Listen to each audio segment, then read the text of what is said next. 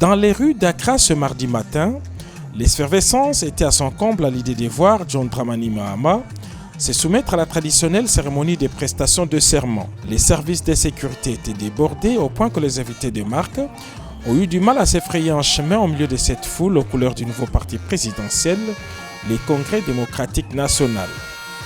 Comme en 2012, au milieu d'une foule en liesse, John Dramani Mahama est entré à la place de l'Indépendance sous bonne escorte de la cavalerie présidentielle. C'est sa colistière qui a prêté serment en premier en qualité de vice-présidente de la République, puis c'est au tour du président élu, John Dramani Mahama, de se soumettre au même exercice. Devant les juges en chef de la Haute Cour et en présence des responsables du Parlement et des citoyens de son pays, il a prêté serment. I, John Dramani Mahama, having been elected to the high office of President of the Republic of Ghana, do in the name of the Almighty God swear that that I will be faithful and true. So help me God.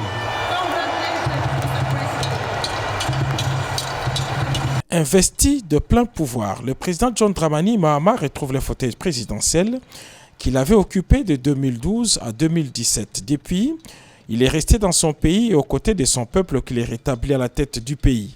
Dans son discours d'investiture, le nouveau président du Ghana a pris 4 engagements, dont le redressement de l'économie et la lutte contre la corruption. Pour lui, la cérémonie d'alternance de ce jour consacre la maturité démocratique du Ghana. Premier pays africain à accéder à l'indépendance en 1957, le Ghana est un exemple africain du dynamisme démocratique. Une vingtaine de chefs d'État et de gouvernements ont fait le déplacement d'Accra pour féliciter les nouveaux chefs de l'État du Ghana. Invité personnel du président John Dramani Mahama, le président de la République Félix-Antoine Tshisekedi Tshilombo et la distinguée première dame Denise Nyakeru sont allés féliciter les nouveaux couples présidentiels du Ghana avec lesquels ils entretiennent d'excellentes relations d'amitié et de fraternité.